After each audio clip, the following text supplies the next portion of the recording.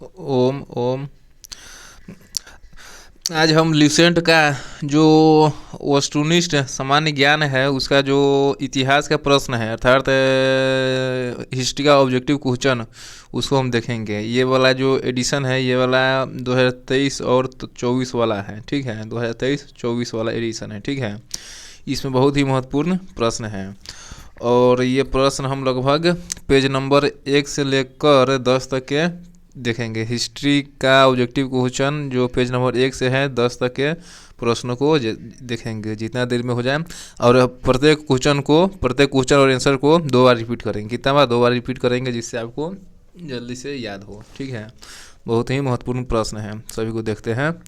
History का objective question है, ठीक है। पेज नंबर 1 से लेकर 10 तक, ठीक है। शुरू करते हैं वीडियो को।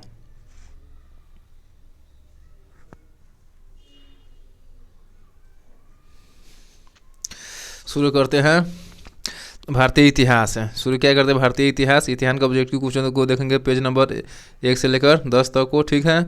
आज हम देख रहे हैं ये पहला वीडियो है, ठीक है। प्ले लिस्ट डाल के 1 2 3 ऐसे करके डाल देंगे। आज देख रहे हैं सामान्य परिचय जो पहला ही चैप्टर है। शुरू करते हैं। इतिहास के तहत अध्ययन किया जाता है अतीत का। इतिहास के तहत अध्ययन किया जाता है अतीत का। प्रथम यूनानी इतिहासकार कौन था? हेरोडोटस। प्रथम यूनानी इतिहासकार कौन था? हेरोडोटस। निम्न में से किसने स्पष्टतया कहा कि इतिहास के समस्त निष्कर्ष युक्तिसंगत साक्ष्यों पर आधारित होते हैं? थियूसिडाइडिस। निम्न में से किसने स्पष्टतया कहा कि इतिहास के समस्त निष्कर्ष युक्तिसंगत साक्ष्यों पर आधारित होते हैं? थियूसिडाइसिस ने कहा। थियूसिडाइसिस ने कहा। किसने स्पष्टतया कहा कि इतिहास के समस्त निष्कर्ष युक्तिसंगत साक्ष्यों पर आधारित होते हैं? थियूसिडाइडिस ने कहा। द हिस्ट्रीज के रचनाकार का नाम है हेरोडोटस। द हिस्ट्रीज के रचनाकार का नाम है हेरोडोटस। इतिहास के पिता द फादर ऑफ हिस्ट्री की पदवी सही अर्थों में निम्न में से किससे संबंधित है? हेरोडोटस से। इतिहास के पिता की पदवी किससे संबंधित है? हेरोडोटस से। इतिहास अपने को दोहराता है यह कथन किसका है? हीगेल का। इतिहास अपने को दोहराता है यह किसका कथन है? हीगेल का। हम इतिहास से यही सीखते हैं कि आदमी इतिहास से कभी कुछ नहीं सीखता, यह कथन किसका है? हीगेल का। हम इतिहास से यही सीखते हैं कि आदमी इतिहास से कभी कुछ नहीं सीखता, यह कथन किसका है? हीगेल का। किसका कथन है? समस्त इतिहास वर्ग संघर्ष का इतिहास है, कार्ल मार्क्स का। किसका कथन है? समस्त इतिहास वर्ग संघर्ष का इतिहास है, कार्ल मार्क्स का। निम्न में से कौन सा एक इतिहास के विषय में मार्क्स के दृष्टिकोण का संक्षिप्त वर्णन करता है? इतिहास शोषक और शोषित वर्गों के बीच संघर्ष का सिलसिला है। कौन सा एक इतिहास के विषय में मार्क्स के दृष्टिकोण का संक्षिप्त वर्णन करता है? इतिहास शोषक और शोषित वर्गों के बीच संघर्ष का सिलसिला है, ये मार्क्स ने कहा है। निम्न में से किसने द्वंद्वात्मक भौतिकवाद के सिद्धांत का प्रतिपादन किया? मार्क्स ने। किसने द्वंद्वात्मक भौतिकवाद के सिद्धांत का प्रतिपादन किया? मार्क्स ने।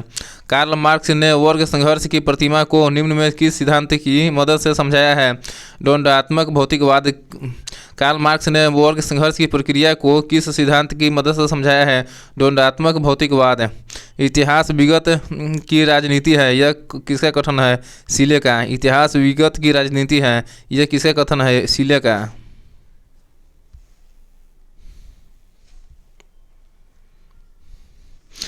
सूची को सूची 2 से सम्मिलित कीजिए तथा नीचे दिए गए कूट की सहायता से सही उत्तर चुनिए। ओक्साट संबंधित है। सच यह है कि इतिहास में अतीत वर्तमान के साथ बदलता है। ओक्साट ने इतिहास की परिभाषा दिया है। सच यह है कि इतिहास में अतीत वर्तमान के साथ बदलता है। ट्रेवेलियन ने परिभाषा दिया है। इतिहास का महत्व वैज्ञानिक नहीं है। ट्रेवलियन के अनुसार इतिहास का महत्व वैज्ञानिक नहीं है। कालिंगवुड के अनुसार संपूर्ण इतिहास विचारों का इतिहास है। कालिंगवुड के अनुसार संपूर्ण इतिहास विचारों का इतिहास है। ब्यूरी के अनुसार इतिहास स्वतः मात्र एक विज्ञान है, इससे कम नहीं, इससे अधिक नहीं। ब्यूरी के अनुसार इतिहास स्वतः मात्र एक विज्ञान है, इससे कम नहीं और इससे अधिक नहीं। ऑप्शन नंबर ए सही है। किस इतिहासकार दर्शन शास्त्री ने कहा था समस्त इतिहास समकालीन इतिहास है? बेनेडिक्टो क्रोचे ने। किस इतिहास दर्शन शास्त्री ने कहा था समस्त इतिहास समकालीन इतिहास है? बेनेडिक्टो क्रोचे ने। इतिहास वर्तमान एवं अतीत के बीच अंतरहीन वार्ता है, यह किसने कहा था? E.H. कार ने। इतिहास वर्तमान एवं अतीत के बीच अंतरहीन वार्ता है, यह किसने कहा था? E.H. कार ने। तिथियों के साथ प्रयुक्त होने वाला BC किसका संक्षिप्ताक्षर है? बिफोर क्राइस्ट का। तिथियों के साथ प्रयुक्त होने वाला BC किसका संक्षिप्ताक्षर है? बिफोर क्राइस्ट का।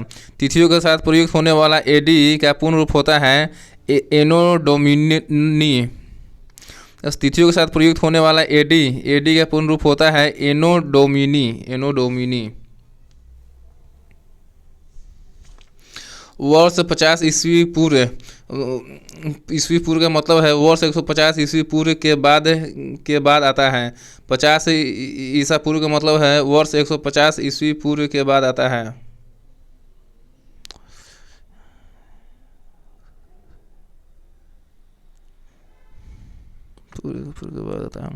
वर्ष 1015 किस शताब्दी में आता है? 11वीं शताब्दी ईस्वी में। 1015 ईस्वी किस शताब्दी में आता है? 11वीं शताब्दी में। सूची ए को सूची 2 से सम्मिलित कीजिए और सूचियों के नीचे दिए गए कूट का सही प्रयोग करते हुए सही उत्तर का चयन कीजिए। विक्रम संवत की शुरुआत हुआ 58 ईस्वी पूर्व में। विक्रम संवत का शुरुआत हुआ 58 ईस्वी पूर्व में। शक संवत का शुरुआत हुआ 78 ईस्वी में। शक संवत का शुरुआत हुआ 78 ईस्वी में। गुप्त संवत का शुरुआत हुआ 320 ईस्वी में। गुप्त संवत का शुरुआत हुआ 320 ईस्वी में। और कली एथी का शुरुआत हुआ 3102 ईसा पूर्व में।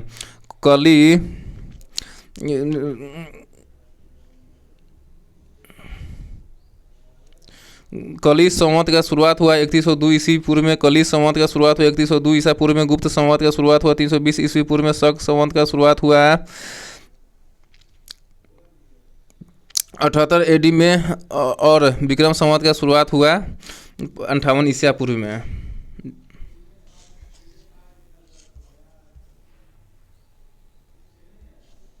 विक्रम संवत का प्रारंभ हुआ 58 ईस्वी पूर्व में। विक्रम संवत का प्रारंभ हुआ 58 ईस्वी पूर्व में। शक संवत का प्रारंभ किस सम्राट के शासनकाल में 78 ईस्वी में हुआ था? कनिष्क के। शक संवत का प्रारंभ किस सम्राट के शासनकाल में 78 ईस्वी में हुआ था? कनिष्क के। भारत का राष्ट्रीय पंचांग किस संवत पर आधारित है? शक संवत। भारत का राष्ट्रीय पंचांग किस संवत पर आधारित है? शक संवत। गुप्त संवत 319 से 320 में शुरू हुआ को प्रारंभ करने का श्रेय किसे दिया जाता है? चंद्रगुप्त प्रथम को। गुप्त संवत 319 से 320 ईस्वी को प्रारंभ करने का श्रेय किसे दिया जाता है? चंद्रगुप्त प्रथम को। चंद्रगुप्त प्रथम ने गुप्त संवत का प्रारंभ किस उपलक्ष्य में किया था? अपने राज्यारोहण के स्मारक के रूप में। चंद्रगुप्त प्रथम ने गुप्त संवत का प्रारंभ किस उपलक्ष्य में किया था? अपने राज्यारोहण के स्मारक के रूप में। किन कथनों पर विचार कीजिए तथा नीचे दिए गए कुछ से सही उत्तर चुनिए। विक्रम संवत 58 ईसा पूर्व में आरंभ हुआ, सही है। शक संवत सन 78 ईस्वी से आरंभ हुआ, सही है। गुप्त संवत 319 से आरंभ हुआ, सही है। निम्न कथनों पर विचार कीजिए, सही उत्तर को चुनिए। विक्रम संवत 58 ईसा पूर्व से आरंभ हुआ है, एकदम सही है। और विक्रम संवत हिंदुओं का कैलेंडर है, संवत है। शक संवत 78 ईस्वी से आरंभ हुआ, ये राष्ट्रीय कैलेंडर है। गुप्त संवत 319 से आरंभ हुआ।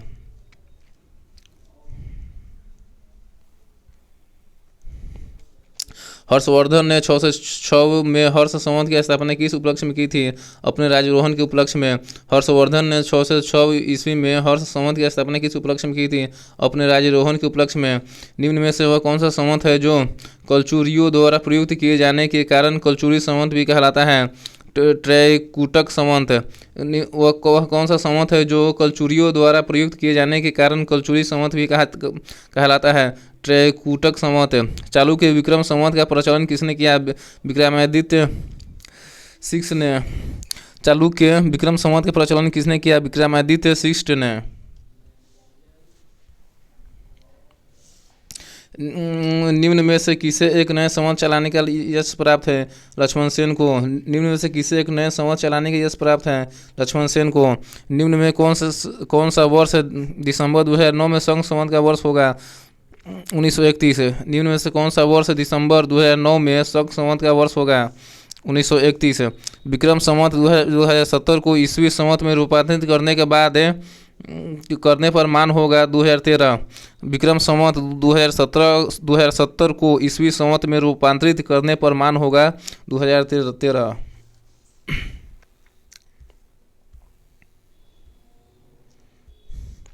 विक्रम एवं संघ संवत के आरंभ के बीच कितने वर्षों का अंतर है? 135 वर्ष।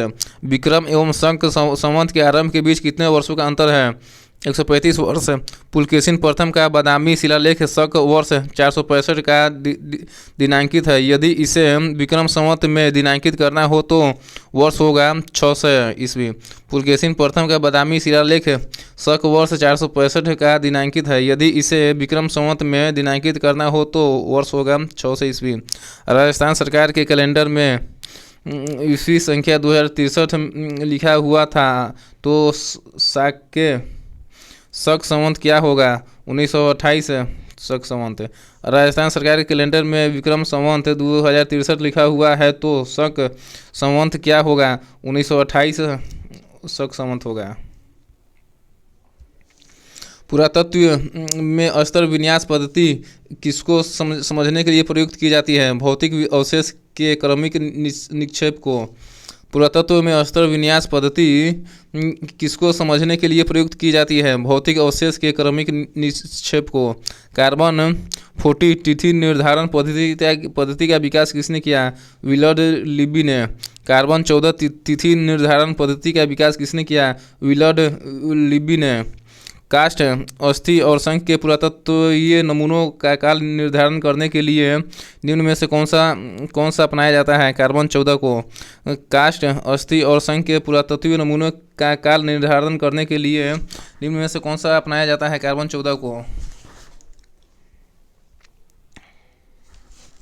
कार्बन डेटिंग निम्न की आयु निर्धारण हेतु प्रयुक्त होती है जीवाश्म की। कार्बन डेटिंग किनकी आयु निर्धारण हेतु प्रयुक्त होती है जीवाश्म की? प्रागैतिहास का अंत एवं इतिहास का आरंभ तब माना जाता है जब मानव ने लिखना सीखा। प्रागैतिहास का अंत एवं इतिहास का आरंभ तब माना जाता है जब मानव ने लिखना सीखा।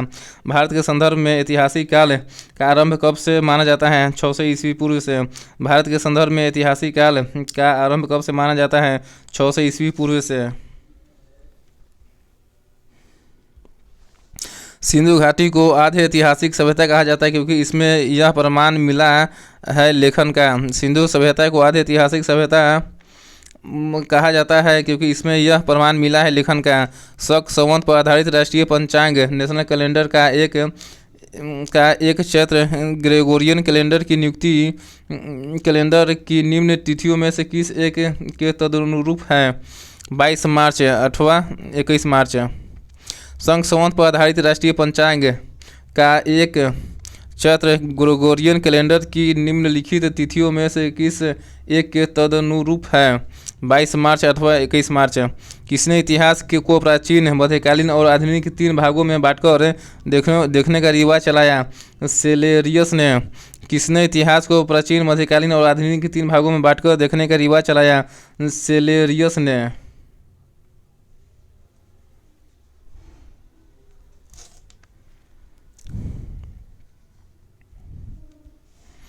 निम्न में से किसने गुप्त संवत के प्रारंभ के निर्धारण के संबंध में महत्वपूर्ण सूचना दी? अल-बुरूनी ने। निम्न में से किसने गुप्त संवत के प्रारंभ के निर्धारण के संबंध में महत्वपूर्ण सूचना दी? अल बरूनी ने। अब देखेंगे ऐतिहासिक स्रोत। अब देखेंगे भारतीय इतिहास का ऐतिहासिक स्रोत के प्रश्नों को।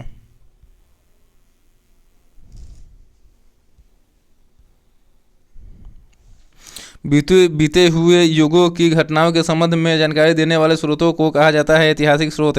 बीते हुए युगों की घटनाओं के संबंध में जानकारी देने वाले स्रोतों को कहा जाता है ऐतिहासिक स्रोत। निम्न में से कौन सा कथन सही है? साहित्यिक स्रोतों की तुलना में पुरातात्विक स्रोत अधिक प्रमाणित होते हैं। कौन सा कथन सही है? सही यह है कि साहित्यिक स्रोतों की तुलना में पुरातात्विक स्रोत अधिक प्रमाणित होते हैं। किस वेद में प्राचीन वैदिक युग की संस्कृति के बारे में सूचना दी गई है? ऋग्वेद में। किस वेद में प्राचीन वैदिक युग की संस्कृति के बारे में सूचना दी गई है? ऋग्वेद में। निम्न में से कौन सा ग्रंथ श्रुति ग्रंथ का अंग नहीं माना जाता है? पुराण। निम्न में से कौन सा ग्रंथ श्रुति ग्रंथ का अंग नहीं माना जाता है? पुराण। निम्न में से कौन सा ग्रंथ यह दावा करता है जो उस ग्रंथ में है वह विश्व में है और जो उस ग्रंथ में नहीं है वह विश्व में अलभ्य है? महाभारत। कौन सा ग्रंथ यह दावा करता है जो उस ग्रंथ में है वह विश्व में है, जो उस ग्रंथ में नहीं है वह विश्व में अलभ्य है? महाभारत। त्रिपिटक धर्म ग्रंथ है बौद्धों का। त्रिपिटक धर्म ग्रंथ है बौद्धों का।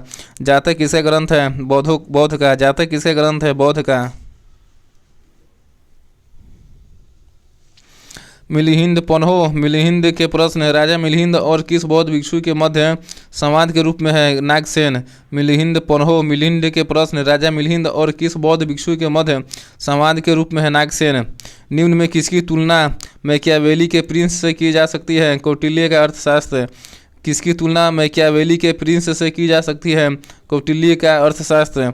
कौटिल्य के अर्थशास्त्र में किस पहलू पर प्रकाश डाला गया है? राजनीतिक नीतियाँ पर। कौटिल्य के अर्थशास्त्र में किस पहलू पर प्रकाश डाला गया है? राजनीतिक नीतियाँ पर। कलहन की पुस्तक का नाम क्या है? राजतरंगिणी। कलहन की पुस्तक का नाम क्या है? राजतरंगिणी। अष्टाध्यायी किसके द्वारा लिखी गई है? पाणिनि के द्वारा। अष्टाध्यायी किसके द्वारा लिखी गई? पाणिनि के द्वारा।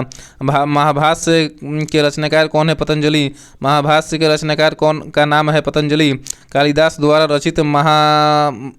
रचित मालविकाग्निमित्र नाटक का नायक था अग्निमित्र।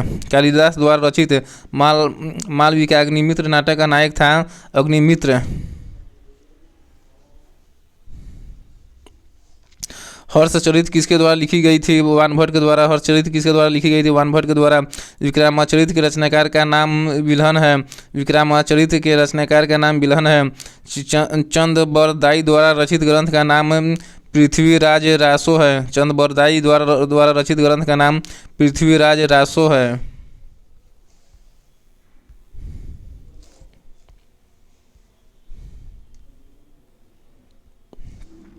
निम्न में से कौन सिकंदर के साथ भारत आने वाला इतिहासकार नहीं था? हेरोडोटस। निम्न में से कौन सिकंदर के साथ भारत आने वाला इतिहासकार नहीं था? सिकंदर के साथ भारत आने वाला इतिहासकार नियार्कस, एनासीक्रिटिस एवं एरिस्टोबुलस था। सिकंदर के साथ भारत आने वाला इतिहासकार का नाम नियार्कस, एनासीक्रिटिस एवं एरिस्टोबुलस था। निम्न में से किस विदेशी यात्री ने भारत का दौरा सबसे पहले किया था? मेगास्थनीज ने। किस विदेशी यात्री ने भारत का दौरा सबसे पहले किया था? मेगास्थनीज ने। मेगास्थनीज की पुस्तक का नाम क्या है? इंडिका। मेगास्थनीज की पुस्तक का नाम इंडिका है। जियोग्राफिया की रचना किसने की? एस्ट्रेबो ने। जियोग्राफिया की रचना एस्ट्रेबो ने की है। प्लिनी की पुस्तक का नाम है नेचुरलिस हिस्टोरिया। प्लिनी की पुस्तक का नाम है Naturalis Historia. Periplus of Erythraean Sea की रचना किसने की? अज्ञातनामा यूनानी लेखक ने। पेरिप्लस ऑफ एरिथ्रियन सी की रचना किसने की? अज्ञातनामा यूनानी लेखक ने। फाहियान कहाँ का निवासी था? चीन का। फाहियान कहाँ का निवासी था? चीन का। फाहियान किसके शासनकाल में भारत आया था? चंद्रगुप्त द्वितीय के। फाहियान किसके शासनकाल में भारत आया था? चंद्रगुप्त द्वितीय के।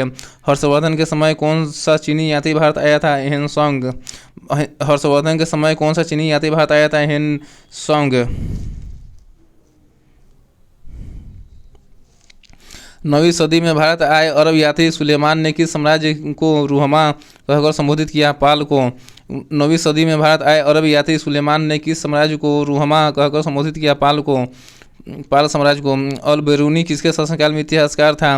महमूद गजनवी के। अल बेरूनी किसके शासनकाल में इतिहासकार था? महमूद गजनवी के। यात्री इब्न बतूता कहाँ से आया था? मोरक्को से। यात्री इब्न बतूता कहाँ से आया था? मोरक्को से। दक्षिण अफ्रीकी यात्री इब्न बतूता किसके शासनकाल में भारत आया था? मोहम्मद बिन तुगलक के। दक्षिण अफ्रीकी यात्री इब्न बतूता किसके शासनकाल में भारत आया था? मोहम्मद बिन तुगलक के। फारस के सुल्तान मिर्जा शाहरुख के राजदूत अब्दुल रजाक 1443 से 44 ईस्वी ने किस विजयनगर सम्राट के शासनकाल में विजयनगर की यात्रा की? देवराय द्वितीय के। फारस के सुल्तान मिर्जा शाहरुख के राजदूत अब्दुल रजाक 1443 से 44 ईस्वी में किस विजयनगर सम्राट के शासनकाल में विजयनगर की यात्रा की? देवराय द्वितीय के। भारतीय पुरातत्व सर्वेक्षण की स्थापना कब हुई थी? 1861 ईस्वी में। भारतीय पुरातत्व सर्वेक्षण की स्थापना कब हुई थी? 1861 ईस्वी में। भारतीय पुरातत्व का जनक the father of Indian archaeology किसे कहा जाता है? अलेक्जेंडर कनिंघम को। भारतीय पुरातत्व का जनक कहा जाता है अलेक्जेंडर कनिंघम को। निम्न विद्वानों में हड़प्पा सभ्यता का सर्वप्रथम खोजकर्ता कौन था? दयाराम साहनी। निम्न विद्वानों में हड़प्पा सभ्यता का सर्वप्रथम खोजकर्ता था दयाराम साहनी। हड़प्पा सभ्यता की खोज किस वर्ष हुई थी? 1921 ईस्वी में। हड़प्पा सभ्यता की खोज 1921 ईस्वी में हुई।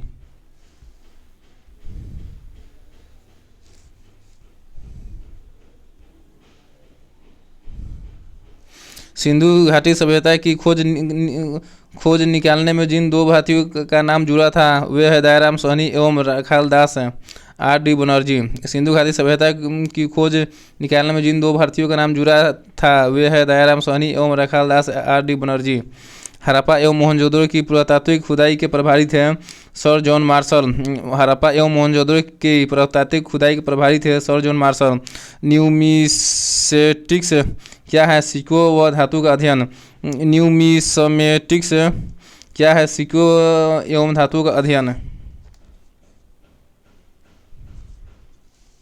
एशिया माइनर स्थित बोगाज कोई का महत्व इसलिए है कि वहाँ से जो अभिलेख प्राप्त हुए हैं उसमें 4 वैदिक देवताओं इंद्र, वरुण, मित्र व नासत्य का उल्लेख मिलता है। एशिया माइनर स्थित बोगाज कोई का महत्व इसलिए है कि वहाँ से जो अभिलेख प्राप्त हुए हैं उसमें 4 वैदिक देवताओं इंद्र, वरुण, मित्र व नासत्य का उल्लेख मिलता है। अशोक के शिलालेखों को पढ़ने वाला प्रथम अंग्रेज कौन था? James Prinsep. अशोक के शिलालेखों को पढ़ने वाला प्रथम अंग्रेज कौन था? James Prinsep. अशोक के अधिकांश अभिलेख किस भाषा व लिपि में है? प्राकृत व ब्राह्मणी। अशोक के अधिकांश अभिलेख किस भाषा व लिपि में है? प्राकृत व ब्राह्मणी। कहाँ से अशोक के द्विभाषीय ग्रीक एवं अरमाइक अभिलेख प्राप्त हुए हैं? सर ए कुना कंधार से। कहाँ से अशोक के द्विभाषिक ग्रीक एवं अरमाइक अभिलेख प्राप्त हुए हैं? सर ए कुना कंधार से। अशोक के मनसेहरा पाकिस्तान एवं शहबाजगढ़ी पाकिस्तान से प्राप्त शिलालेखों में किस लिपि का प्रयोग किया गया है? खरोष्टी लिपि का। अशोक के मनसेहरा पाकिस्तान एवं शहबाजगढ़ी पाकिस्तान से प्राप्त शिलालेखों में किस लिपि का प्रयोग किया गया है? खरोष्टी लिपि का। प्राचीन भारत में कौन सी एक लिपि दाई से बाई ओर लिखी जाती थी? खरोष्टी लिपि। प्राचीन भारत में कौन सी एक लिपि दाई से बाई ओर लिखी जाती थी? खरोष्टी लिपि। हेलियोडोरस का बेसनगर अभिलेख संदर्भित है केवल वासुदेव से। हेलियोडोरस का बेसनगर अभिलेख संदर्भित है केवल वासुदेव से। निम्न में से कौन सा अभिलेख कलिंग नरेश खारवेल से संबंधित है? हाथी गुम्फा। कौन सा अभिलेख कलिंग नरेश खारवेल से संबंधित है? हाथी गुम्फा। सर्वप्रथम भारत में विशुद्ध संस्कृत भाषा में लंबा अभिलेख किस राजा द्वारा जारी किया गया? शक क्षत्रप रुद्रदमन द्वारा।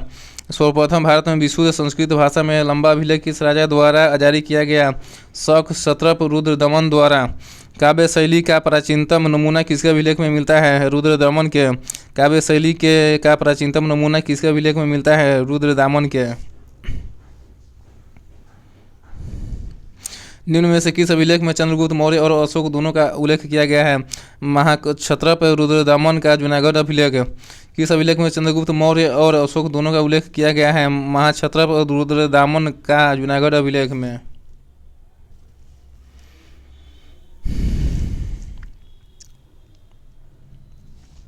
समुद्रगुप्त की सैनिक उपलब्धियों का वर्णन की उसके किस अभिलेख में उपलब्ध है? प्रयाग के समुद्रगुप्त के सैनिक उपलब्धियों का वर्णन उसके किस अभिलेख में उपलब्ध है? प्रयाग के प्रयाग प्रशस्ति अभिलेख का लेखक हरिश्चंद्र किस शासक का दरबारी कवि था? समुद्रगुप्ता के प्रयाग प्रशस्ति अभिलेख का लेखक हरिश्चंद्र किस शासक का दरबारी कवि था? समुद्रगुप्ता के मेहरौली दिल्ली स्थित लौह स्तंभ का निर्माण किस सदी में हुआ? चतुर्थ सदी में। मेहरौली दिल्ली स्थित लौह स्तंभ का निर्माण किस सदी में हुआ? चतुर्थ सदी में।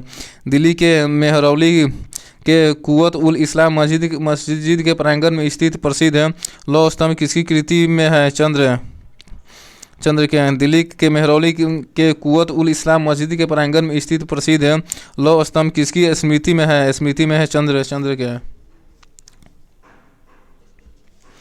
सती प्रथा का पहला पुरातात्विक उल्लेख कहाँ मिलता है? एरन अभिलेख से। सती प्रथा का पहला पुरातात्विक उल्लेख कहाँ से मिलता है? एरन अभिलेख से। एरन अभिलेख का संबंध किस शासक से है? भानुगुप्ता से। एरन अभिलेख का संबंध किस शासक से है? भानुगुप्ता से। ऐहोल प्रशस्ति का रचयिता रविकीर्ति किस चालुक्य शासक का दरबारी कवि था? पुलकेशिन द्वितीय का। ऐहोल प्रशस्ति का रचयिता रविकीर्ति किस चालुक्य शासक का दरबारी कवि था?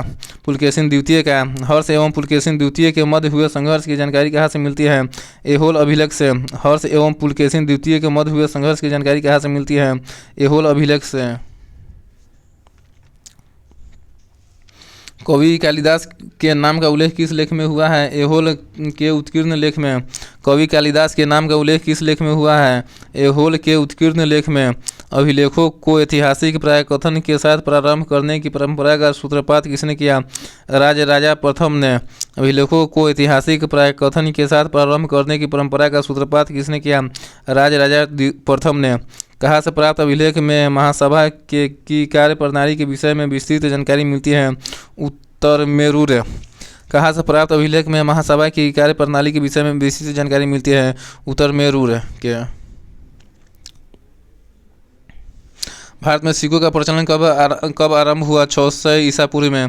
भारत में सिक्कों का प्रचलन कब प्रारंभ हुआ? 600 ईस्वी पूर्व में। भारत में प्राचीनतम मुद्रा माना जाता है आहट सिक्के। भारत में प्राचीनतम मुद्रा माना जाता है आहट सिक्के। भारत में सर्वप्रथम स्वर्ण मुद्राएं किसने चलाई? इंडो बैक्टीरियन ने। भारत में सर्वप्रथम स्वर्ण मुद्राएं किसने चलाई? इंडो बैक्टीरियन ने। निम्न में किसने सोने के सर्वाधिक शुद्ध सिक्के जारी किए? कुषाण ने। निम्न में किसने सोने के सर्वाधिक शुद्ध सिक्के जारी किए? कुषाण ने। सातवाहनों के समय मुद्रा सर्वाधिक किस धातु के बने? शीशा के। सातवाहनों के समय मुद्रा सर्वाधिक किस धातु के बने? शीशा के। निम्न में किसने बड़े पैमाने पर स्वर्ण मुद्राएं चलाई थी? कुषाण शासकों ने। किसने बड़े पैमाने पर स्वर्ण मुद्राएं चलाई थी? कुषाण शासकों ने।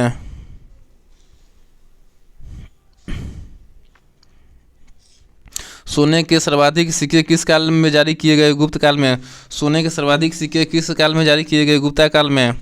निम्न में किस स्थल से रोमन सिक्के मिले हैं? अरिकमेडू से। किस स्थल से रोमन सिक्के मिले हैं? अरिकमेडू से। भीमबेटका किसके लिए प्रसिद्ध है? गुफाओं के शैलचित्र के लिए। भीमबेटका किसके लिए प्रसिद्ध है? गुफाओं के शैलचित्र के लिए। प्राचीन काल में भारत के लोग बर्मा को किस नाम से जानते थे? सुवर्ण भूमि। प्राचीन काल में भारत के लोग बर्मा को किस नाम से जानते थे? सुवर्ण भूमि के नाम से जानते थे बर्मा को। अंकोरवाट कहाँ स्थित है? कंबोडिया में। अंकोरवाट कहाँ स्थित है? कंबोडिया में। प्लिनी की मूल कृति नेचुरल हिस्ट्री किस भाषा में रचित है? लैटिन। प्लिनी की मूल कृति नेचुरल हिस्ट्री किस भाषा में रचित है? लैटिन भाषा में। चचनामा सिंध का इतिहास है और मूल रूप से किस भाषा में लिखा गया है? अरबी में। चचनामा सिंध का इतिहास है और मूल रूप से किस भाषा में लिखा गया है? अरबी में।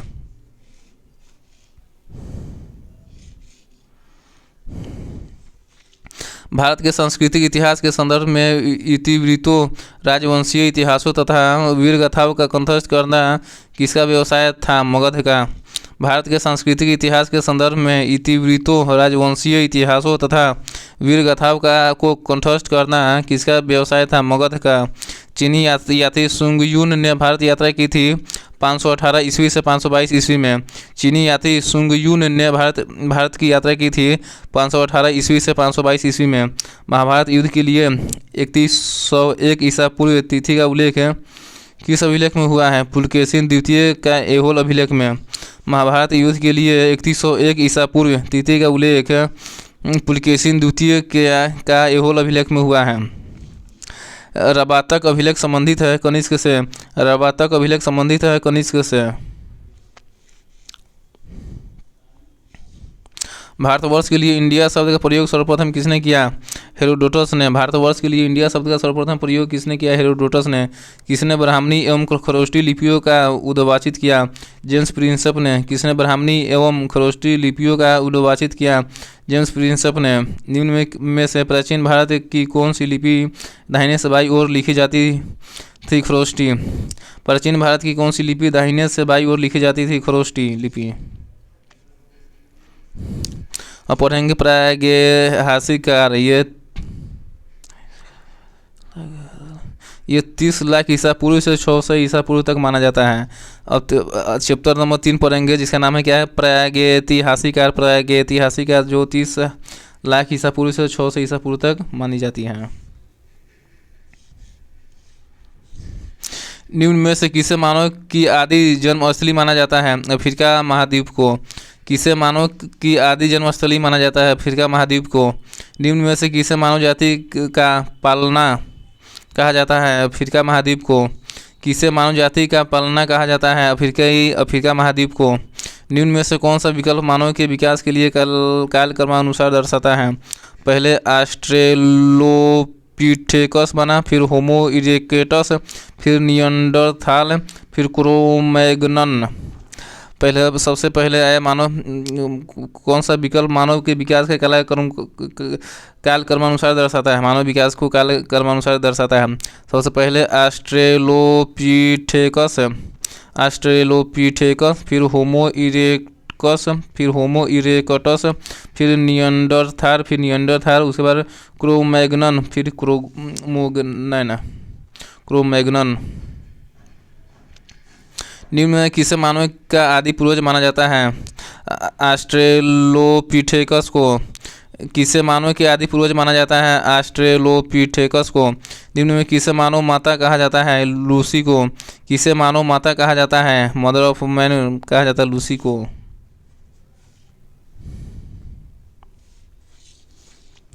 सबसे पहले भारत का मानव सदृश प्रणाली जो प्राज्ञा मानव होमो सेपियंस से प्रजातीय रूप से भिन्न था, उसे सामान्यतः जाना जाता है पिथेकैंथ्रोपस के रूप में। सबसे पहले मानव सदृश प्राणी जो प्राज्ञा मानव होमो सेपियंस से प्रजातीय रूप से भिन्न था, उसे सामान्यतः जाना जाता है पिथेकैंथ्रोपस के रूप में। भारत के किस क्षेत्र में से सर्वप्रथम मनुष्य संबंधी पुरातात्विक प्रमाण मिले? नर्मदा घाटी से। भारत के किस क्षेत्र से सर्वप्रथम मनुष्य संबंधी पुरातात्विक प्रमाण मिले? नर्मदा घाटी से। होमो इरेक्टस का एक कपाल किस स्थल से प्राप्त हुआ था? नर्मदा घाटी में हथनोरा से। होमो इरेक्टस का एक कपाल किस स्थल से प्राप्त हुआ था? नर्मदा घाटी में हथनोरा से। निम्न में किसे प्राचीनतम द्विपद मानव कहा जाता है? पिथेकैंथ्रोपस को। किसे प्राचीनतम द्विपद मानव कहा जाता है? पिथेकैंथ्रोपस को। निम्न में किस आय की खोज करने का श्रेय दिया जाता है? होमो इरेक्टस को। किस आय की खोज करने का श्रेय दिया जाता है? होमो इरेक्टस को। आय की खोज करने का दिया जाता है होमो इरेक्टस को। निम्न में किसे मृतकों का अंतिम संस्कार करने वाला प्रथम मानव माना जाता है? निएंडरथाल को। किसे मृतकों का अंतिम संस्कार करने वाला प्रथम मानव माना जाता है? निएंडरथाल को। आधुनिक मानव के हाल के पूर्वज है क्रो-मैग्नन मनुष्य। आधुनिक मानव के हाल का पूर्वज है क्रो-मैग्नन मनुष्य। निम्न में कौन सा नवीनतम समझा जाता है क्रो-मैग्नन मानव को? कौन सा नवीनतम समझा जाता है? क्रो-मैग्नन मानव को नवीनतम समझा जाता है।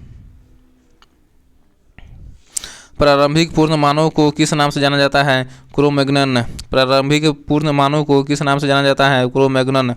आधुनिक मानव को वैज्ञानिक भाषा में कहा जाता है होमो सेपियन। आधुनिक मानव को वैज्ञानिक भाषा में कहा जाता है होमो सेपियन। किस स्थल पर प्रथम भारतीय पुरापाषाण कलाकृति की खोज हुई है? पोलवरम से। किस स्थल पर प्रथम भारतीय पुरापाषाण कलाकृति की खोज हुई है? पोलवरम से। भारत में सर्वप्रथम पूर्व पाषाणकालीन उपकरण रॉबर्ट ब्रूस फुट को कब मिला था? 1863 ईस्वी में। भारत में सर्वप्रथम पूर्व पाषाणकालीन उपकरण रॉबर्ट ब्रूस फुट को कब मिला था? 1863 ईस्वी में। रॉबर्ट ब्रूस फुट, जिन्होंने भारत में पूर्व पाषाणी के उपकरण की खोज की, मूलतः थे एक भूवैज्ञानिक। रॉबर्ट ब्रूस फुट, जिन्होंने भारत में पूर्व पाषाणी के उपकरण की खोज की, मूलतः थे एक भूवैज्ञानिक। निम्न में से किसे भारत में प्रागैतिहासिक पुरातत्व का जनक कहा गया है? रॉबर्ट ब्रूस फुट को। किसे भारत में प्रागैतिहासिक पुरातत्व का जनक, father of prehistoric archaeology कहा गया है? रॉबर्ट ब्रूस फुट को। भारत के प्रागैतिहासिक मानव का प्राचीनतम जीवाश्म किस स्थल से मिला है? हथनोरा से। भारत के प्रागैतिहासिक मानव का प्राचीनतम जीवाश्म किस स्थल से मिला है? हथनोरा से। पूरा पाषाणकालीन मानव का जीवन पूर्णतया प्राकृतिक था। पूरा पाषाणकालीन मानव का जीवन पूर्णतया प्राकृतिक था। पूर्व पाषाणकालीन मानव का मुख्य धंधा था शिकार खेलना। पूर्व पाषाणकालीन मानव का मुख्य धंधा था शिकार खेलना। पूरा पाषाण काल के आदि मानव के मनोरंजन का साधन था शिकार। पूरा पाषाण काल के आदि मानव के मनोरंजन का साधन था शिकार। पूरा पाषाण युग में मनुष्य द्वारा की गई सबसे बड़ी खोज थी आग जलाना। पूरा पाषाण युग में मनुष्य द्वारा की गई सबसे बड़ी खोज थी आग जलाना। भारत में पूरे प्रस्तर युग में अधिकांश औजार बने थे स्फटिक के। भारत में पूर्व प्रस्तर युग में अधिकांश औजार बने थे स्फटिक के। सोहन संस्कृति किस संस्कृति का दूसरा नाम है? पूरा पाषाण संस्कृति के। सोहन संस्कृति किस संस्कृति का दूसरा नाम है? पूरा पाषाण संस्कृति के। दूसरा नाम है सोहन संस्कृति।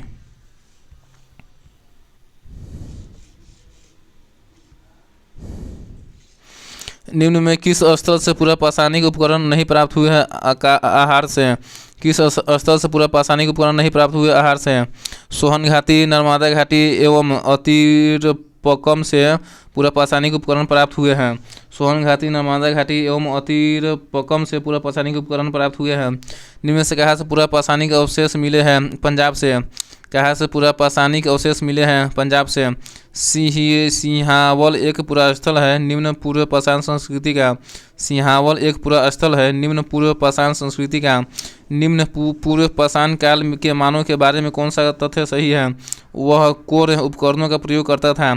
निम्न पूर्व पाषाण काल के मानव के बारे में कौन सा तथ्य सही है? वह कोर उपकरणों का प्रयोग करता था।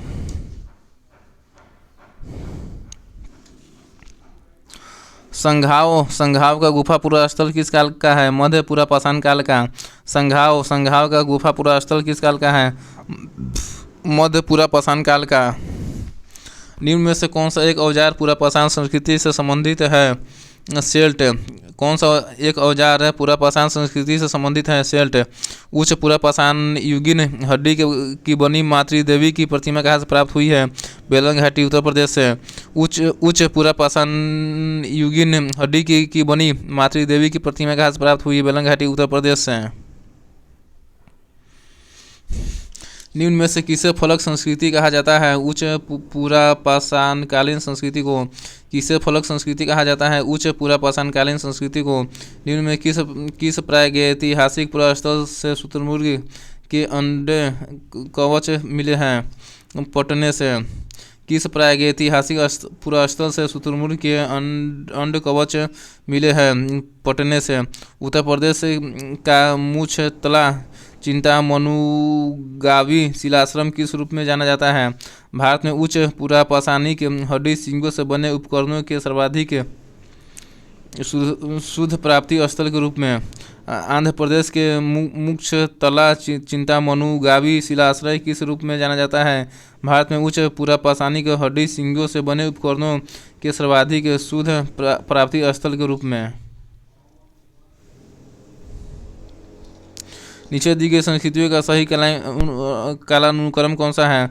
सबसे पहले एबेविलियन, फिर एस्यूलियन, फिर मुस्टीरियन, फिर मेगडलेनियन आया।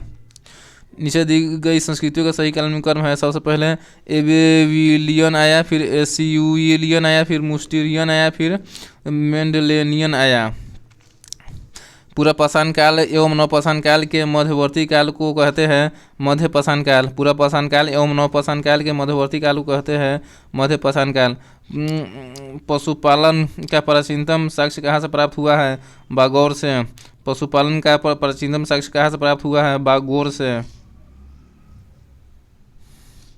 निम्न में से किस काल में माइक्रोलिथ का उपयोग होता था? मध्य पाषाण काल में। माइक्रोलिथ का उपयोग होता था मध्य पाषाण काल में।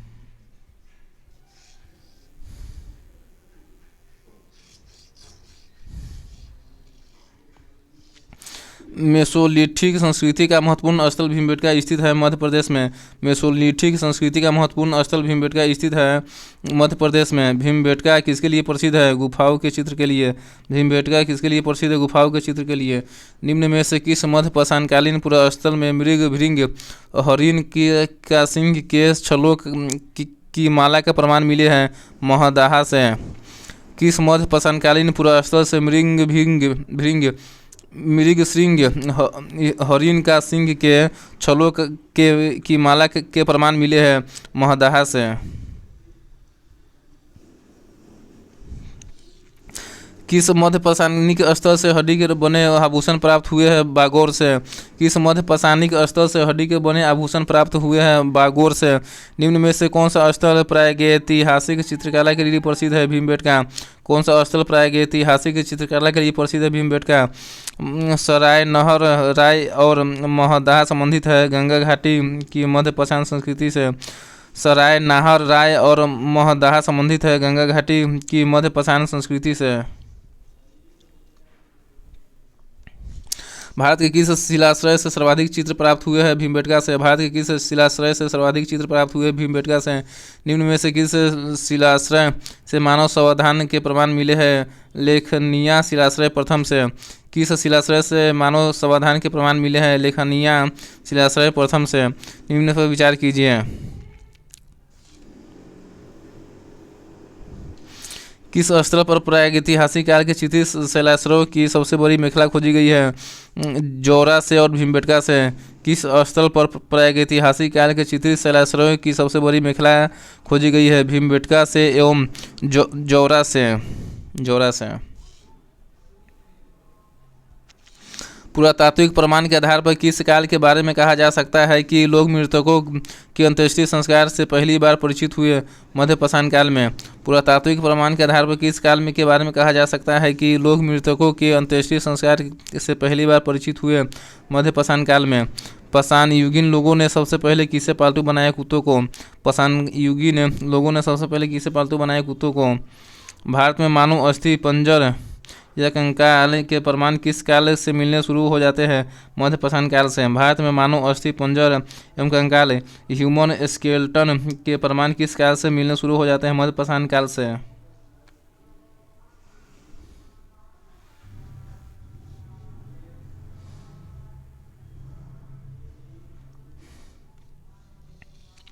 किस प्रदेश से मिले मध्य पाषाणिक पुरास्थलों को टेरी स्थल कहा जाता है? तमिलनाडु से मिले मध्य पाषाणिक पुरास्थलों को टेरी स्थल कहा जाता है।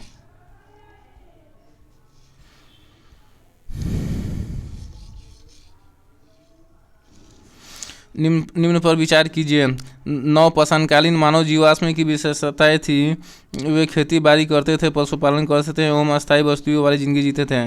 नवपाषाणकालीन मानव जीवन की विशेषताएं थी कि वे खेती बाड़ी करते थे, पशुपालन करते थे एवं अस्थायी वस्तुओं वाली जिंदगी जीते थे। इस प्रकार इसका आंसर सी होगा। मनुष्य किस काल में खाद्य संग्रहक से खाद्य उत्पादक बना? नवपाषाण काल में। मनुष्य किस काल में खाद्य संग्रहक से खाद्य उत्पादक बना? नवपाषाण काल में। भारतीय उपमहाद्वीप में कृषि का प्राचीनतम साक्ष्य प्राप्त हुए हैं मेहरगढ़ से। भारतीय उपमहाद्वीप में कृषि का प्राचीनतम साक्ष्य प्राप्त हुए हैं मेहरगढ़ से। प्रागैतिहासिक अन्न उत्पादक स्थल मेहरगढ़ कहाँ अवस्थित है? पश्चिमी बलूचिस्तान में। प्रागैतिहासिक अन्न उत्पादक स्थल मेहरगढ़ कहाँ अवस्थित है? पश्चिमी बलूचिस्तान में। मानव द्वारा सर्वप्रथम प्रयुक्त अनाज था गेहूँ। मानव द्वारा सर्वप्रथम प्रयुक्त अनाज था गेहूँ। निम्न में किस स्थान पर नवपाषाण स्तर पर गेहूँ एवं जौ की खेती के सर्वप्रथम प्रमाण मिले हैं? मेहरगढ़ से।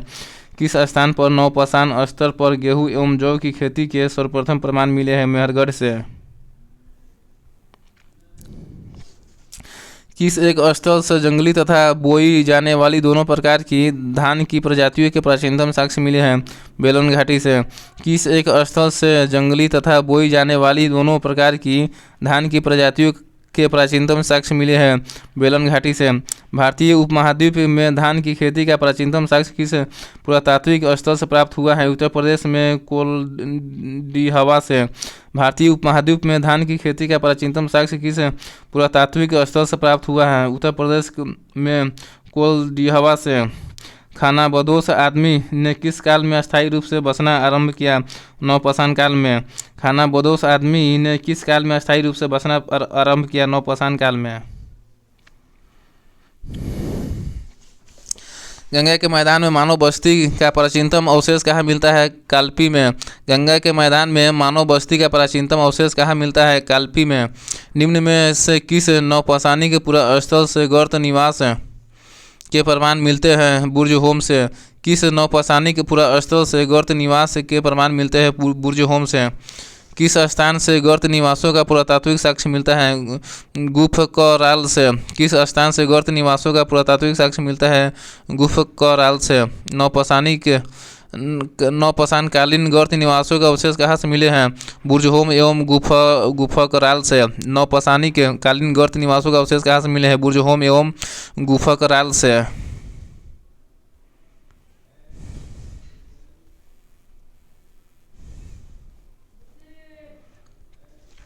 भारत में कुछ क्षेत्रों में लोग जमीन के अंदर गड्ढों में रहते थे। इस बात का संकेत खुदाई से मिलता है। बिहार के। भारत में कुछ क्षेत्रों में लोग जमीन के अंदर गड्ढों में रहते थे। इस बात का संकेत खुदाई से निम्न में मिलता है। बिहार में। गर्त निवास से निम्न किस संस्कृति के विशिष्ट लक्षण है? कश्मीर घाटी की नवपाषाणिक संस्कृति के।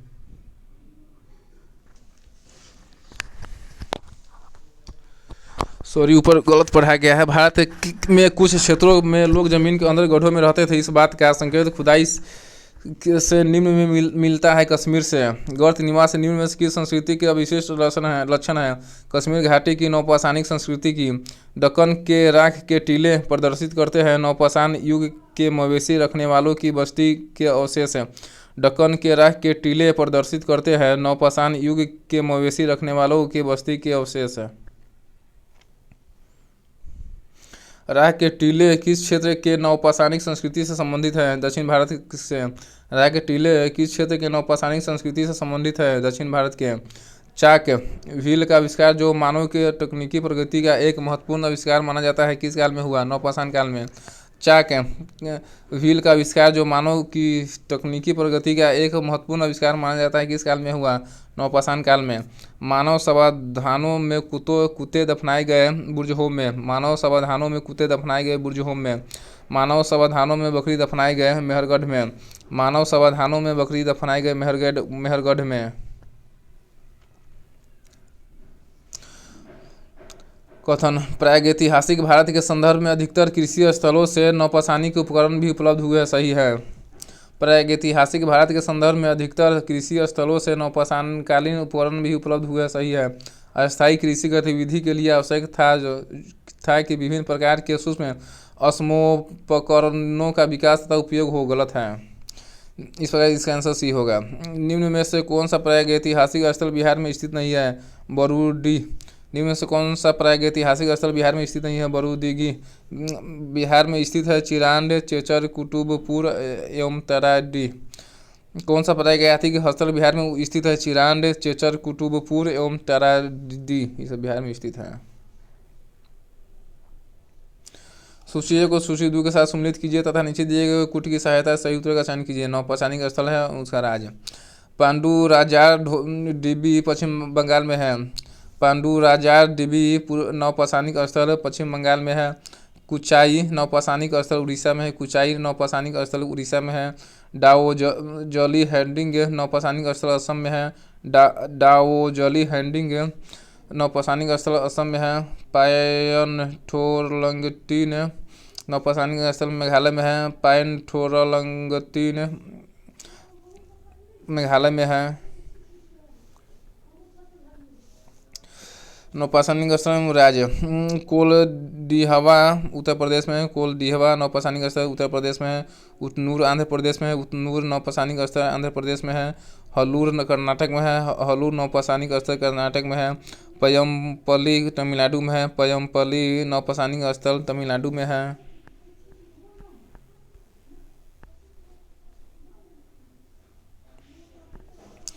निम्न में से किसको चाल्कोलिथिक एज कहा जाता है? ताम्रपाषाण युग को। किसको चाल्कोलिथिक एज कहा जाता है? ताम्रपाषाण युग को। किस युग में मनुष्य ताम्र और पाषाण उपकरणों का प्रयोग करता था उसे किस नाम से जाना जाता था? चाल्कोलिथिक एज के।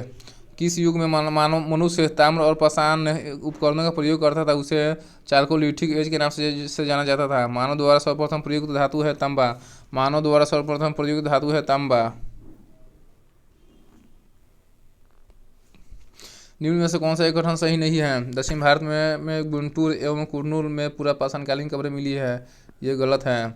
सही है, भारत में पूरा पाषाणकालीन मानव अग्नि के प्रयोग से परिचित है। एकदम सही है। कैमूर श्रेणी एवं मिर्जापुर जिले में पूरा पाषाणकालीन चित्रशाला मिली है। सही है। उत्तर भारत में ताम्र युग तथा आरंभिक लौह युग की पृथक पहचान की जा सकती है, जबकि दक्षिण भारत में पाषाण युग के तुरंत बाद लौह युग आरंभ होता है। ये भी सही है। भारत में पूरा पाषाणकालीन मानव अग्नि के प्रयोग से परिचित है। ये सही है। कैमूर श्रेणी एवं मिर्जापुर जिले में पूरा पाषाणकालीन चित्रशाला मिली है। ये भी सही है। उत्तर भारत में ताम्र युग तथा आरंभिक लौह युग की पृथक पहचान की जा सकती है, जबकि दक्षिण भारत में पाषाण युग के तुरंत बाद लौह युग आरंभ होता है। ये भी सही है।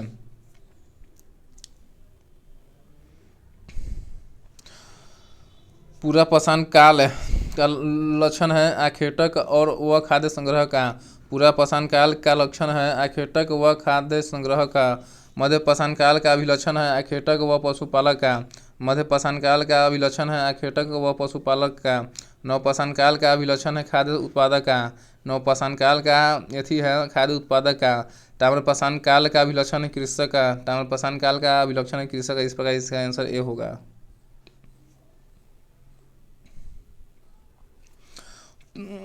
पूरा पाषाण काल की विशेषता है शैलाश्रय अधिवास का। पूरा पाषाण काल की विशेषता है शैलाश्रय अधिवास का। मध्य पाषाण काल की विशेषता है नदी तट आवास का। मध्य पाषाण काल की विशेषता है नदी तट आवास का। नवपाषाण काल की विशेषता है गर्त आवास का। नवपाषाण काल की विशेषता है गर्त आवास का। ताम्रपाषाण काल की विशेषता है कच्चे व पक्के मकान का। ताम्रपाषाण काल की विशेषता है कच्चे व पक्के मकानों का। इस प्रकार इसका आंसर ये होगा।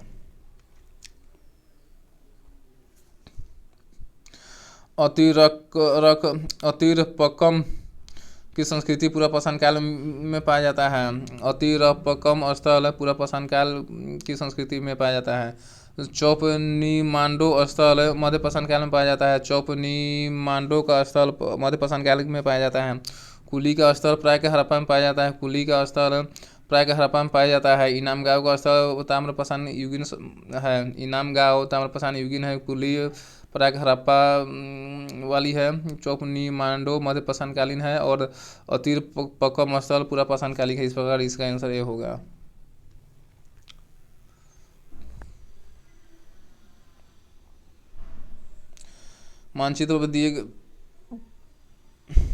मानचित्र पर विचार कीजिए। इसमें कुछ पूर्व सिंधुकालीन स्थल दिए गए हैं। वे स्थल जो 1, 2 और 3 संख्याओं में चिन्हित हैं।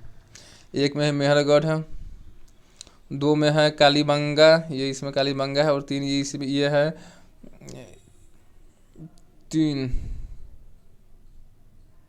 3 में है कोटडीजी। 3 में है कोटडीजी और 4 में है सुरकोटरा। 4 नंबर में है सुरकोटरा। मानचित्र पर विचार कीजिए जिसमें कुछ पूर्व सिंधुकालीन स्थल दिए गए हैं। 1 नंबर में मेहरगढ़, 2 नंबर में है कालीबंगा, यह है मेहरगढ़, यह है कालीबंगा। 3 नंबर में कोटडीजी, यह है कोटडीजी और 4 नंबर में है सुरकोटरा। 4 नंबर है सुरकोटरा। प्रागैतिहासिक काल का कौन सा स्थल ताम्बवती के नाम से प्रसिद्ध है? आहार।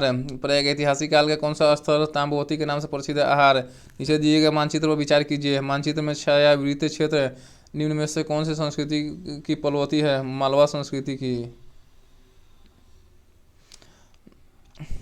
मानचित्र में छायावृत क्षेत्र में कौन सी संस्कृति पल्लवित है? मालवा। ये जो चित्र है ये मालवा संस्कृति की है।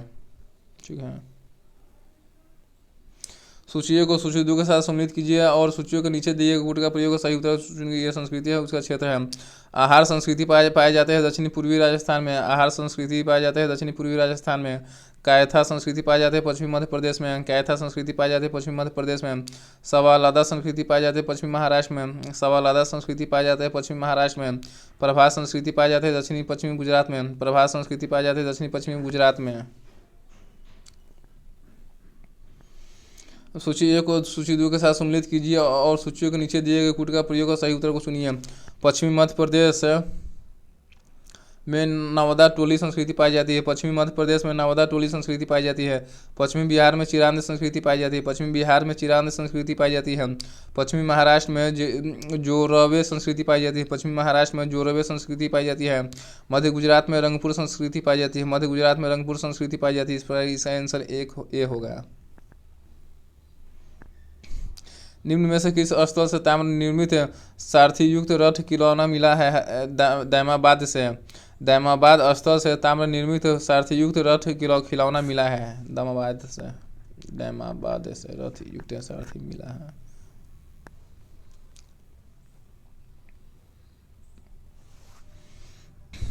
निम्न में से किस स्थल से 5 कमरों वाले मकान के अवशेष मिले हैं? इनाम गांव से। किस स्थल से 5 कमरों वाले मकान के अवशेष मिले हैं? इनाम गांव से। किस क्षेत्र से प्राप्त होने वाले चित्रित मृदभांड को सर्वोत्कृष्ट माना गया है? मालवा से।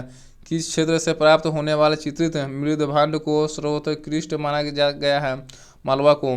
ताम्रस या ताम्रपाषाण काल चालकों लिट्टी में महाराष्ट्र के लोग मृतकों को घर के फर्श के नीचे किस तरह रखकर दफनाते थे?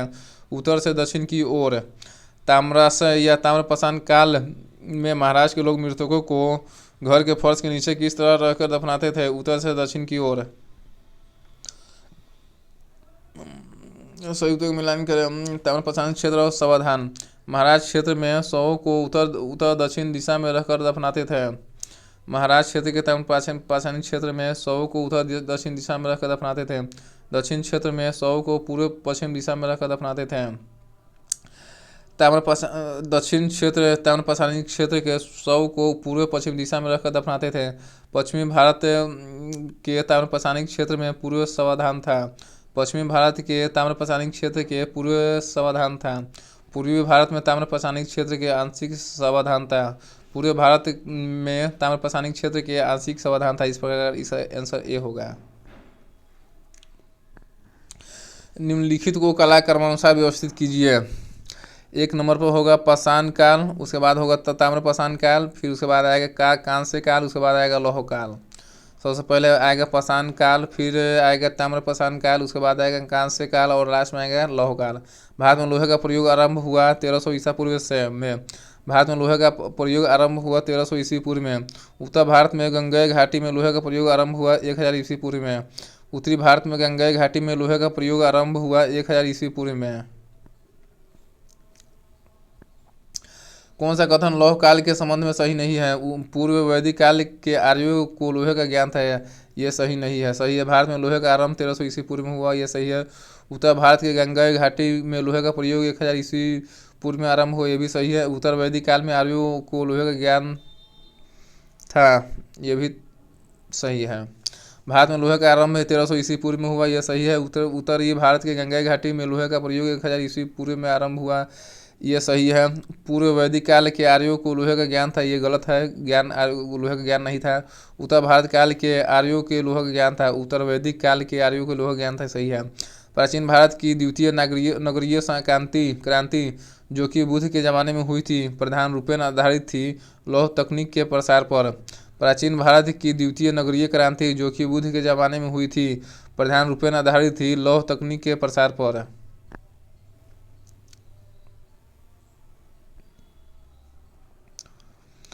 अतरंजी खेरा ये उत्तर प्रदेश में है। अतरंजी खेरा लौह उपकरण की प्राप्त हुआ है जो कि उत्तर प्रदेश में है। नोह लौह उपकरण स्थल राजस्थान में है। नोह लौह उपकरण स्थल राजस्थान में है। चिरांद लौह उपकरण स्थल बिहार में। चिरांद लौह उपकरण स्थल बिहार में है। महिषादल लौह उपकरण स्थल पश्चिम बंगाल में है। महिषादल लौह उपकरण स्थल पश्चिम बंगाल में। महिषादल लौह उपकरण स्थल पश्चिम बंगाल में है। चिरांद लौह उपकरण स्थल बिहार में है। नो लौह उपकरण स्थल राजस्थान में है। औतरंजी खेरा लौह उपकरण स्थल उत्तर प्रदेश में है। इस प्रकार इसका आंसर ए होगा।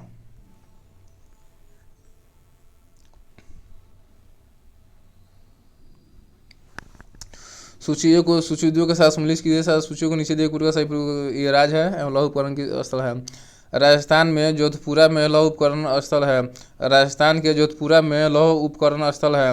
महाराष्ट्र के माहूर झारी में लौह उपकरण स्थल है। महाराष्ट्र के माहूर झारी में लौह उपकरण स्थल है। कर्नाटक के हलूर में लौह उपकरण स्थल है। कर्नाटक के हलूर में लौह उपकरण स्थल है। तमिलनाडु के आदिचनालूर में लौह उपकरण स्थल है। तमिलनाडु के आदिचनालूर में लौह उपकरण स्थल है। इस पर इसका आंसर ए होगा। निम्न पुरातात्विक स्थलों पर विचार कीजिए। सबसे उनके सही और पुरावशेष कालक्रम नीचे दिए गए से चुनिए। सबसे पहले आएगा कुरनूल, उसके बाद 2 नंबर पर आएगा दमदमा, 3 नंबर पर आएगा टेकलकोट और 4 नंबर पर आएगा नैकुंड। 4 नंबर पर आएगा। सबसे पहले कुरनूल आएगा, उसके बाद दमदमा आएगा, फिर टेकलकोट आएगा, फिर लास्ट में नैकुंड आएगा। निम्न में कौन सी लौह प्रयुक्ता संस्कृतियों में शामिल नहीं है? गौरी के मृदभांड संस्कृति। निम्न में से कौन सी लौह प्रयुक्ता संस्कृति में शामिल नहीं है? गौरी की मृदभांड संस्कृति ये शामिल नहीं है। निम्न में से कौन सी लौह प्रयुक्ता संस्कृति में शामिल है? चित्रित धूसर मृदभांड संस्कृति ये शामिल है। उत्तरी काले पोलिस वाले मृदभांड संस्कृति ये भी शामिल है। दक्षिण भारत की महापाषाण संस्कृति ये भी शामिल है। महापाषाण संस्कृति हमें दक्षिण भारत के उस युग से परिचित कराते हैं जब महापाषाण काल में उपयोग में लाए जाते थे। बड़े पत्थरों से घेरी गई समाधियाँ कब्रें। महापाषाण संस्कृति हमें दक्षिण भारत के उस युग से परिचित कराती है जब महापाषाण काल में उपयोग में लाए जाते थे। बड़े पत्थरों से घेरी गई समाधियाँ कब्रें। दक्षिण भारत वृहत्पाषाण समाधियाँ संबंधित है लौह काल से। दक्षिण भारत वृहत्पाषाण समाधियाँ संबंधित है लौह काल से। महापाषाणिक पुरास्थल पलवाए महापाषाणकारिक पुरास्थल है आंध्र प्रदेश में। पलवाए महापाषाणिक पुरास्थल है आंध्र प्रदेश में। पिकलीहल महापाषाणिक पुरास्थल कर्नाटक में है। पिकलीहल महापाषाणिक पुरास्थल कर्नाटक में है। पोरकालम महापाषाणिक पुरास्थल केरल में है। पोरकालम महापाषाणिक पुरास्थल केरल में है। सेंगुपरम महापाषाणिक पुरास्थल तमिलनाडु में है। सेगुनरम महापाषाणिक पुरास्थल तमिलनाडु में। इस प्रकार इसका आंसर ए होगा।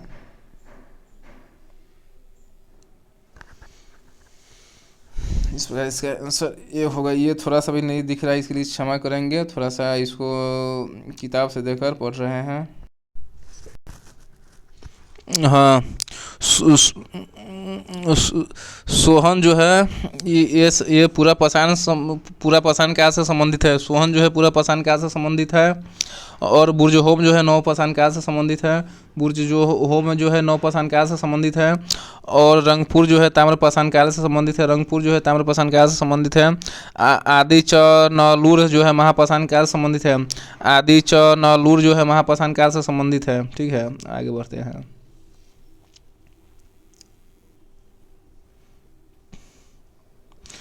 निम्नलिखित युग्मों पर विचार करें। निम्न इनमें से कौन सा युग्म सही सम्मिलित किए गए है? नीचे दिए कुछ से चुनिए। बस्ती स्थल चिरान में है, सही है। समाधि स्थल पोरकालम में है, सही है। बस्ती एवं समाधि स्थल पिकलीहल में है, ये भी सही है। बस्ती स्थल चिरान में है। समाधि स्थल पोरकालम में है। बस्ती एवं समाधि स्थल पिकलीहल में है। ये तीनों सही हैं। सूचियों को सूची 2 के साथ सम्मिलित कीजिए और सूचियों के नीचे दिए गए का प्रयोग कर सही उत्तर का चुनिए। सूची 1 में महापाषाण कार्य के प्रकार है और सूची 2 में उसके समानार्थी शब्द हैं। मेनहिर को प्रस्तर स्तंभ भी कहा जाता है। मेनहिर को प्रस्तर स्तंभ भी कहा जाता है। कुडाई कल को फनशिला कहा जाता है। कुडाइकल को फनशिला भी कहा जाता है। टॉपिकल का समानार्थी शब्द छत्रशिला भी है। टॉपिकल कल को छत्रशिला भी कहा जाता है। डोलसेन को प्रस्तर मेज भी कहा जाता है। डोलमेन को प्रस्तर मेज भी कहा जाता है। चित्र में दर्शाया गया महापाषाणकालीन प्रारूप है। डोलमेन के चित्र में दर्शाया गया महापाषाणकालीन युगीन प्रारूप है। डोलमेन के दक्षिण भारत के महापाषाणकालीन मृद भांडों के अंदर का काला तथा बाहर का रंग लाल था। सही है। इन रंगों के मृद भांडों पर अलग से पुताई हुई है। सही है। इसका सही व्याख्या है। यह बता तो सही आ रहेगा। सही है। दक्षिण भारत के महापाषाणकालीन मृद भांडों के अंदर का काला तथा बाहर का रंग लाल है। एकदम सही है। इन रंगों के मृद भांडों पर अलग से पुताई हुई है। सही है। क्या एक आर जो है का सही है। एकदम है। जो दक्षिण भारत भांडों के अंदर का काला तथा बाहर का रंग लाल है, इन रंगों के मृद भांडों पर अलग से पुताई हुई, दोनों सही है। दोनों का दक्षिण भारत में महापाषाणकालीन लोगों का कृषि ही प्रमुख व्यवसाय था। सही है। उन्होंने सरोवर सिंचाई का प्रचलन किया। ये भी सही है। दक्षिण भारत में महापाषाण युगीन लोगों का कृषि ही प्रमुख व्यवसाय था। सही है। उन्होंने सरोवर सिंचाई का प्रचलन किया। एकदम सही है। दोनों का व्याख्या एकदम सही है।